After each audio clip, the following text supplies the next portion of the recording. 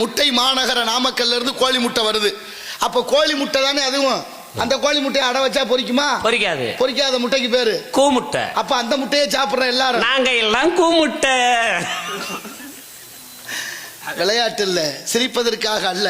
எதுக்கு சொல்றேன்னா, கல்யாணம் ஆகி புள்ள ஊட்டி பெற்றவங்க அந்த முட்டையெல்லாம் சாப்பிடலாம். நாளைய தலைமையை உருவாக்குற இந்த பிஞ்சு குழந்தைகளுக்கெல்லாம் கொடுக்கவே கூடாது. கொடுத்தா என்ன ஆகுது? மரபணு மாற்றப்பட்ட கோழி முட்டை. ஒரு விதை என்பது முளைச்சி 4 நெல்லு மணியை கொடுக்கணும். ஒரு நெல்லு போட்டா 10 நெல்லு கொடுக்குது. இந்த மண்ணு கட்ட கேடு. ஒரு ஆணும் பெண்ணு சேர்ந்தா குழந்தை உற்பத்தி ஆகுது. பசுமாடு காளமாடு சேர்ந்தா கன்றுக்குட்டி பிறக்கிறது. அப்படித்தானே இருக்கணும். அப்படி இருக்கா? இன்னைக்கு கோழி முட்டை, கோழி மட்டும் முட்டை இடுது, சேவல் இல்லாம.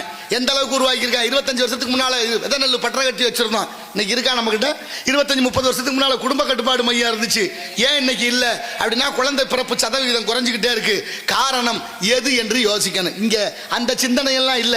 எதையெல்லாம் விதைக்கணும், எதையெல்லாம் சொல்லி கொடுக்கணுமோ அதையெல்லாம் விட்டுட்டு பிஞ்சு மனசுகள்ல நஞ்சை விதைத்துக் கொண்டிருக்கிறது இந்த சமூகம் என்பதுதான் இந்த உலகத்தினுடைய பெரிய அவதியானது. ஆனாலும் பாருங்க, எப்படி இருந்த சமூகம். நல்ல பொருள் இல்ல, காரண விதை இல்லாத மரபணு மாற்றப்பட்ட காய்கறிகள், மரபணு மாற்றப்பட்ட பழங்கள், மரபணு மாற்றப்பட்ட விதைகள், மரபணு மாற்றப்பட்ட அரிசி, அத்தனையும் மரபணு மாறிடுச்சு. இன்னைக்கும் பாருங்க, சோதனை கருத்தரிப்பு மையம்னு பணத்தை கட்டுங்க, பிள்ளை நாங்க கொடுக்குறோம்னு ஆஸ்பத்திரியை திறந்து வச்சிருக்காங்க. எங்கே பார்த்தாலும் குழந்தை இல்லையே. வீட்டுக்கு வீடு குழந்தை ஊட்டி 4-5 நிறைய இருந்துச்சு ஒரு நேரம். இன்னைக்கு கல்யாணம் பண்ணி கொடுத்த பொண்ணு பிள்ளைகளுக்கு குழந்தை இல்லை. ஏன்? எதனால? ஏன்னு அதை பத்தி யாராவது சிந்திச்சோமா? எதனால இப்படி நடக்குதுன்னு யோசிச்சோமா? அப்ப இந்த கோழி மட்டும் இடக்கூடிய முட்டை, நாளை அது அடை வச்சா பொரிக்காத கோழி முட்டை, கூமுட்டைனா நம்மளை எல்லாம் கூமுட்டை ஆக்கி வைத்திருக்கிறார்கள். இந்த உலக நாடுகளில் பல பேர் சேர்ந்து மேல இருந்து திட்டம் போடுறேன், நம்மளை எல்லாம் எப்படி வருமான பொருள்களாக மாத்தலாம்னு. ஆனால் அதை பத்தி சிந்திக்காத இந்த தமிழகம், அதுதான் ரொம்ப வேதனை. உப்பு கூட உப்பா இல்லை. கடற்கரையிலேருந்து உப்பு வண்டி வந்து ஊருக்கு உப்பு ஊத்துச்சு. அந்த வண்டியில கொண்டு வந்த உப்பு வாங்கி சாப்பிட்ட வரைக்கும் யாருக்கும் எந்த நோயும் இல்லை.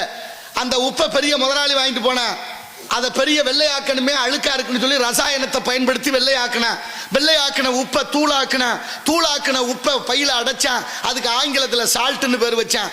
சும்மா விற்கல. என் அன்பில் சிறந்த உரியவர்களே, நல்லா சிந்திச்சு பாருங்க. அதுல அயோடின் என்ற நச்சு வேதிப்பொருளை கலந்து விற்கிது இந்த உலகம்.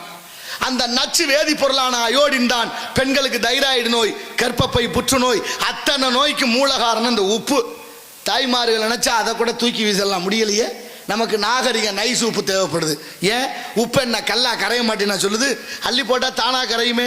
புளிதான கை போட்டு கரைக்கணும். மாற்றம் என்பது தாய்மார்களிடத்திலிருந்து வரணும். அப்படிப்பட்ட உப்பை கூட இங்க விட்டு வைக்கல. உலக அளவில் வருமானம் வந்தா போதும்னு எல்லாத்தையும் மாற்றிக்கொண்டே இருக்கிறார்கள். தெரியுமா உங்களுக்கு? காளமாடும் பசுமாடு ஒன்னா சேரக்கூடாதுன்னு ஒரு சட்டம் இருக்கு தமிழ்நாட்டில். காளமாடும் பசுமாடு ஒன்னா சேர்ந்தா நாட்டு மாடு கண்ணுக்குட்டி பிறக்கும். நாட்டு மாடு கண்ணுக்குட்டி பிறந்தா நாட்டு மாட்டை அழிக்க முடியாதுங்கிற சூழ்ச்சியான ஒரு காரணத்திற்காக காளமாடும் பசுமாடு சேரக்கூடாதுன்னு ஒரு சட்டத்தை போட்டு சென ஊசி விற்க ஒரு மருத்துவர் இருக்காரு, அதான் வெட்டினரி டாக்டர். அவர் போடுற ஊசி தான் பசுமாட்டுக்கு போடணும். எப்படி போயிடுச்சு பாருங்க. சென ஊசி போட்டு மாடு கண்ணுக்குட்டி பிறக்குன்னா கண்ணுக்குட்டியா இருக்குமான்னு யோசிச்சு பாருங்க. ஏன் காளைக்கு போடக்கூடாதுன்னா சென ஊசி இங்கே விற்காம போயிடும். சென ஊசி விற்கலைன்னா என்ன? அவன் கொடுக்குற கமிஷனை வாங்க முடியாம போயிடும். எவ்வளவு யோக்கியத்தனை நடந்துகிட்டு இருக்கு. என்ன நடக்குது இந்த நாட்டில் நம்மளை சுத்தி அப்படின்னு யாருக்கும் அந்த சிந்தனை இல்லை. ஆனால் அன்றே சொன்னார், ஓட்டுக்கு காசு வாங்குறவன் பாவி, ஓட்டுக்கு காசு கொடுப்பவன் துரோகி அப்படின்னு சொன்னார் ஐயா முத்துராமலிங்க தேவர். அவரை வணங்குற நம்ம, அவருடைய வழியில போற நம்ம, அவருடைய கொள்கைகளை பின்பற்ற நம்ம, இந்த நாட்டு பற்று நமக்கு இருக்கணுமே. இருக்கா வேணுமா வேண்டாமா? நாட்டு பற்று, மொழி பற்று அத்தனை இழந்து கொண்டு தமிழன் என்ற சிந்தனையில் வெளியேறிட்டோம். அதனாலதான் வந்தேன் போனதெல்லாம் புரடியில் அடிக்கிறேன். ஒன்றரை வைங்க பார்ப்போம்.